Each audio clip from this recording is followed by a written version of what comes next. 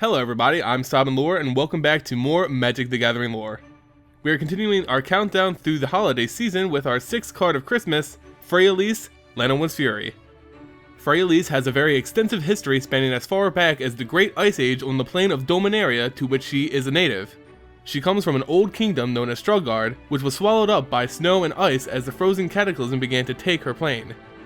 Freyalise was once a half-elven fire mage and successor to lead her clan, known as the Ruby Clan. Now, Freyalise and the other elves in her clan realized the danger they were all in should they stay in their kingdom as the ice encroached. Yet despite the obvious threat, no one could convince their ruler, King Miko, to evacuate. The king at this point was under the influence of a dark presence and thus could not perceive things accurately. He believed Freyalise and her friends were attempting to steal his land from him.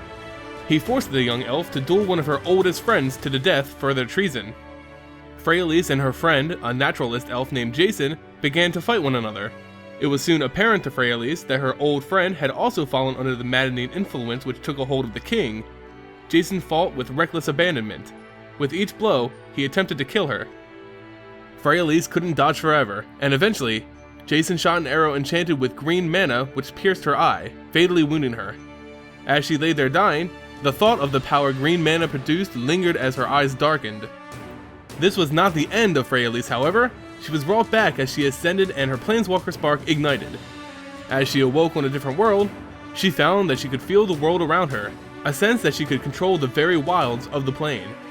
The once fire mage was now aligned with green mana as a result of her deep contemplation of its power as she ascended.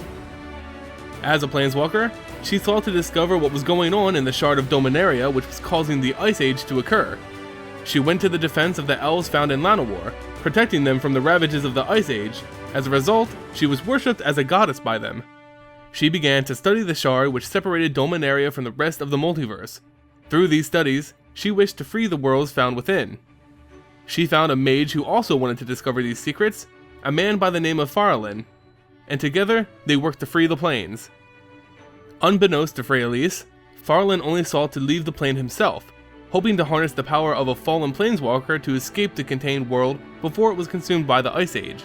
He hoped to bring the planeswalkers together and incite a conflict between them, which could result in one of their deaths. This plan didn't work out exactly as he intended, however. A fight did occur, but it was between Freyalise and two dragons. Freyalise defeated the dragons, but was severely injured. While she did not die, the deaths of the dragon provided Freyalise with enough energy to selflessly escape the shard. As she was once again injured, she instructed all of her allies to gather up ancient artifacts from across the plane so that she could cast a spell to end the Ice Age. With her friends being successful, she casted the World spell, which ended the Ice Age and broke the shard which contained Dominaria, finally freeing it. Freyalise returned to Dominaria after some planeswalking R&R and defended it against the Phyrexian invasion. She met up with Urza and she became one of his 9 titans. She commanded the Steel Leaf Elves found in the Sky Shroud Forest. She protected them with all of her strength, but the fight was moving from Dominaria to Phyrexia itself. She casted a spell on the forest which would protect her people while she was away, fighting the source of the Phyrexians. While on Phyrexia, Freyalise was one of only a few beings who could activate a number of soul bombs which were placed around the plane.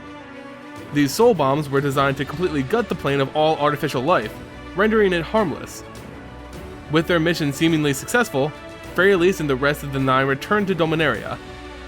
Upon her return, joy turned to fear as the leader of the Phyrexian forces was able to cross over into Dominaria. None of them were strong enough to face the Lord of the Wastes, and all hope appeared to be lost.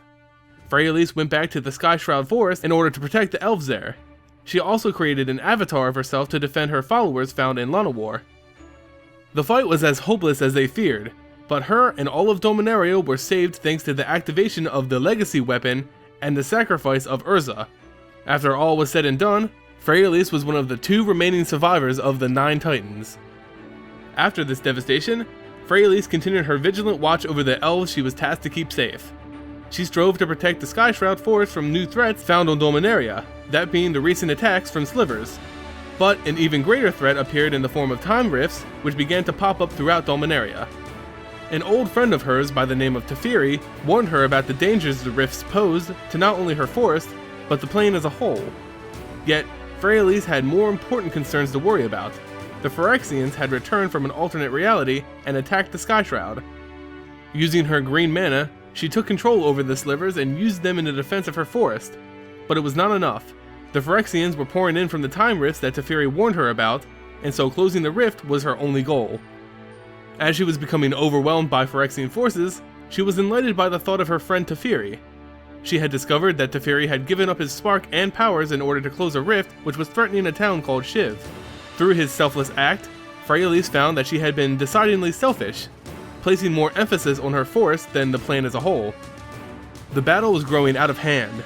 She knew that the forest would be lost, and that the Phyrexians would spread throughout Dominaria. She recalled her spell which was protecting the forest and pulled its power into her own body. In a huge explosion of green and red mana, Freyalise sacrificed herself and the Sky Shroud to close the temporal rift. Freyalise made the ultimate sacrifice, not only ending her own life, but also destroying the land she meant to protect, all for the greater good of Dominaria. She was a very influential planeswalker in regards to the story of Magic the Gathering, and it fills my heart with holiday cheer to finally see her printed as a planeswalker in the 2014 Commander set. So, there you go guys, the lore behind Freyalise, Llanowars Fury, and the 6th card of Christmas. If you enjoyed the video, please like and subscribe and make sure you return tomorrow for my next card of Christmas. As always, thank you for watching and I'll see you next time.